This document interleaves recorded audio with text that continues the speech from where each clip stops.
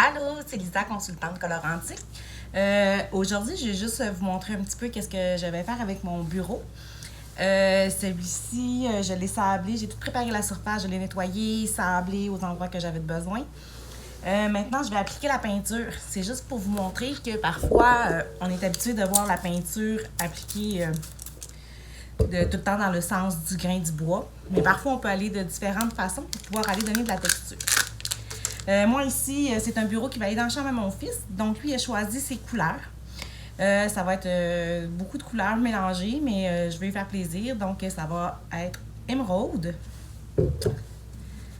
berger de pommes et orage d'été. Donc oui, je vais appliquer 3 couleurs, mais je vais venir les estomper au travers de tout ça. Je vais venir faire un dégradé de couleurs sur mon meuble. Donc, c'était juste pour vous montrer un petit peu comment que je vais l'appliquer au départ. L'appliquer dans différents sens pour venir donner de la texture.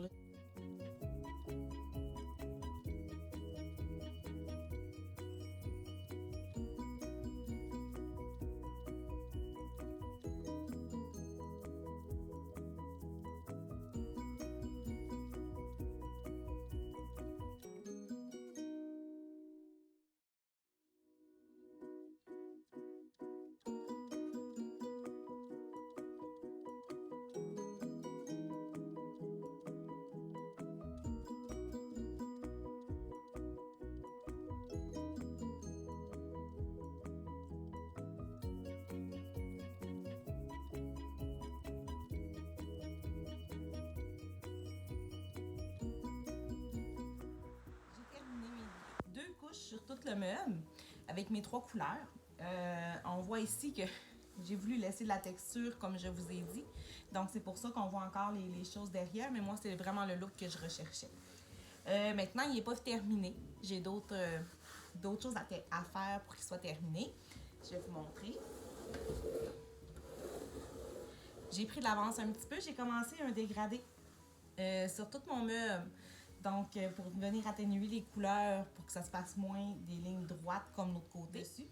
Donc, maintenant, je vais commencer mon faux fini, mon dégradé. Donc, qu'est-ce que je fais? C'est que je travaille avec un pinceau qui est mouillé.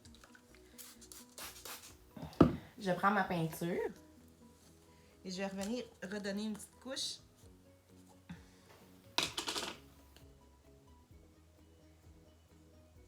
sur le meuble, aux endroits où j'ai mis du vert. C'est pas grave, même si je dépasse un petit peu à des endroits.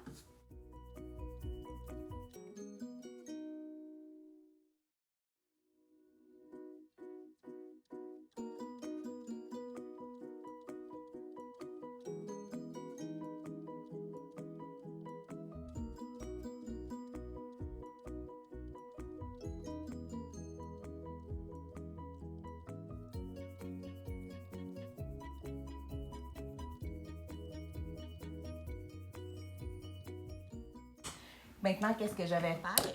C'est que je vais venir me prendre un pinceau en soie naturelle. Je vais venir l'humidifier. Je vais venir passer pour étendre ma peinture un peu partout, dans tous les sens. Il est un petit peu trop mouillé. On voit des bulles, donc je l'éponge. Je repasse.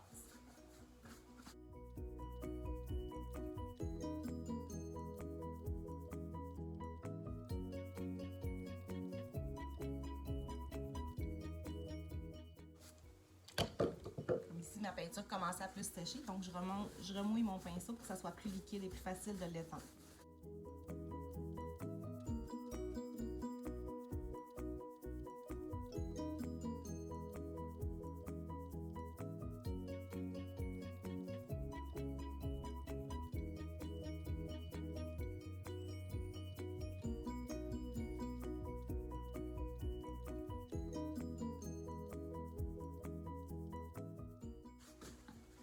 Maintenant, je vais prendre mon bleu.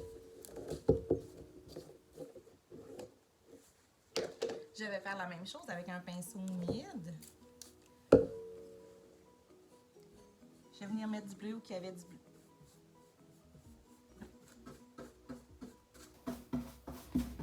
Je peux travailler par plus petites sections aussi, pour être certain que ma peinture ne sèche pas, pour faire un beau mélange.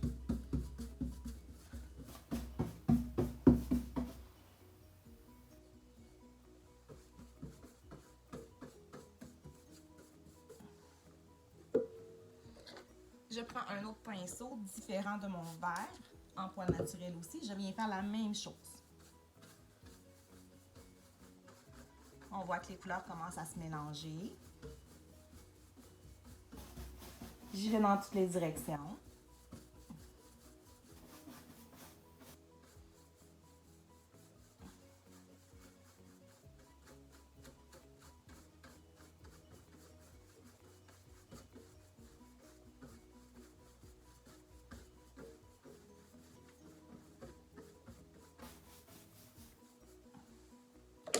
Et je reprends un pinceau, humide encore, un cheveu.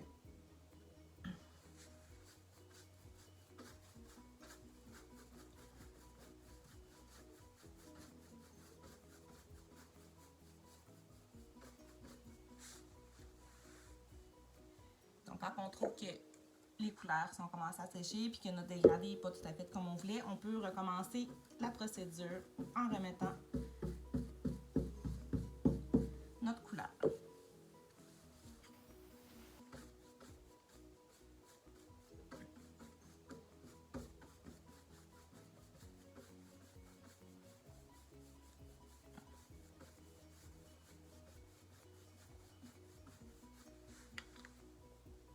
On procède comme ça jusqu'à temps que ça soit à notre goût.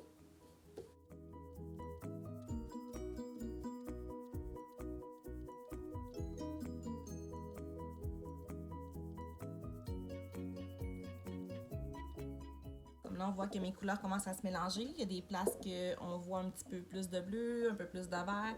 On peut laisser aussi sécher entre les couches pour évaluer notre dégradé. On peut le modifier au fur et à mesure. Si on voit qu'il y a des choses qui nous plaisent moins, on revient, on repasse dessus.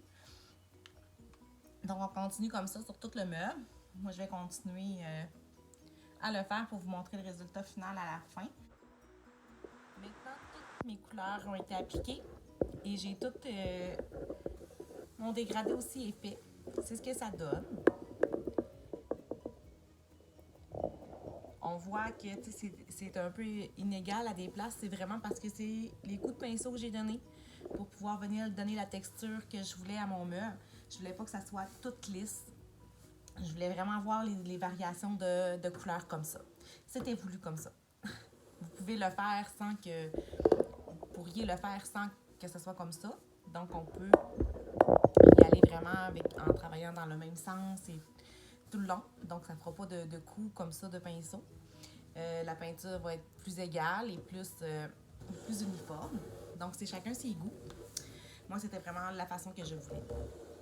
Donc, pour moi, il est comme ça. C'est parfait comme ça. Là, je vais me rester à mettre la cire partout sur mon meuble. Ensuite, je vais pouvoir poser les poignées et le meuble va être terminé.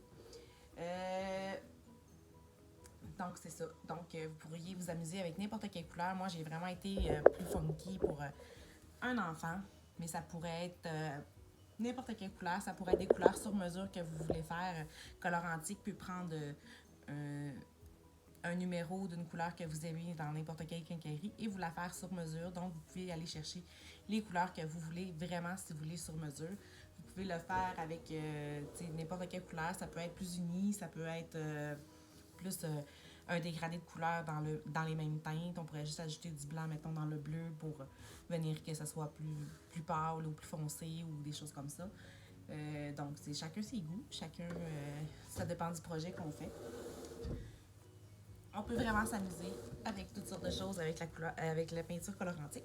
Donc, je vais y aller avec ma cire Color Antique de couleur naturelle, avec un pinceau rond à cire. Donc ici, il était dans un sac pour la conservation. Quand je n'ai pas terminé un projet, je peux le remettre dans un sac pour pas que les poils durcissent en attendant de pouvoir le réutiliser. Sinon, ben, c'est sûr qu'on peut toujours le nettoyer entre chaque utilisation là, sans problème. Donc, on y va. Quand on n'est pas sûr, on peut prendre un couvercle pour enlever le surplus. On applique notre cire. Au début, ça peut faire des petites taches blanches. Donc, il ne faut pas hésiter à brosser. Et on vient étendre notre cire.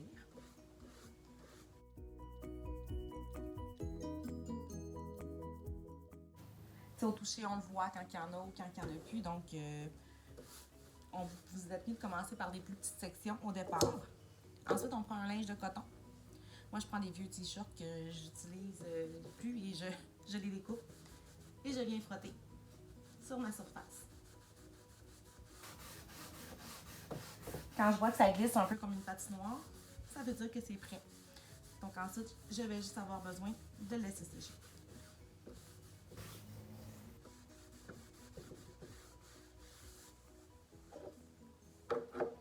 Et je continue sur tout mon meuble. Ensuite, je vais décider si je vais mettre une cire de couleur ou non à certains endroits.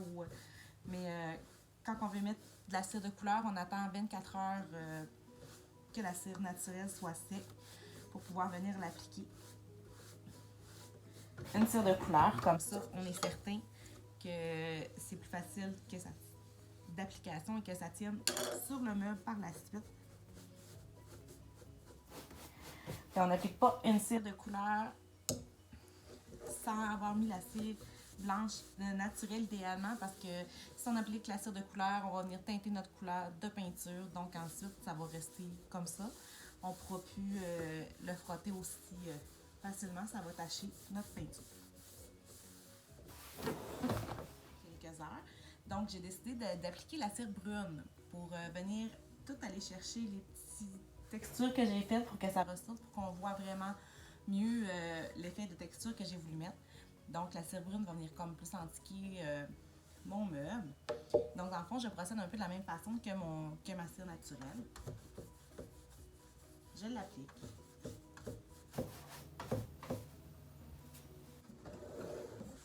Ensuite, je vais pouvoir essuyer avec mon linge.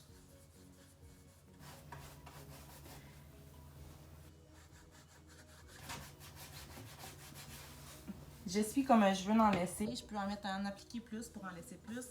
Je peux aller en mettre un petit peu moins. Je peux vraiment jouer avec ma cire pour donner le look que je veux avoir. Je l'applique un peu dans tous les sens vu que j'ai fait mes effets de texture dans tous les sens. Je vais être certaine que ça rentre dans les pores. Dans les trous. Puis je vais frotter un petit peu pour pouvoir aller enlever le surplus pour laisser juste ce que je veux.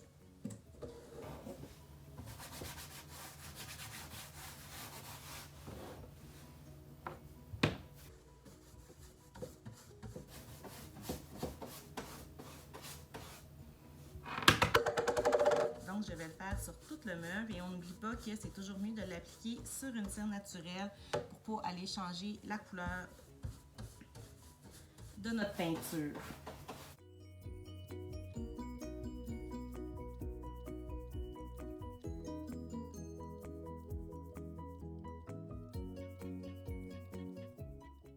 Je suis pas obligée de le frotter beaucoup. Si je veux en laisser plus, je peux frotter un petit peu plus, je peux en mettre moins.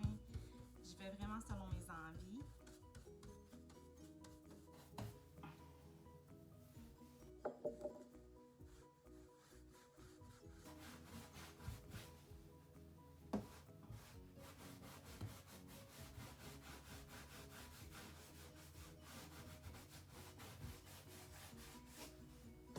C'est un petit peu mieux voir.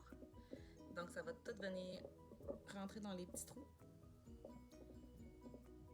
et faire un effet plus vieillot.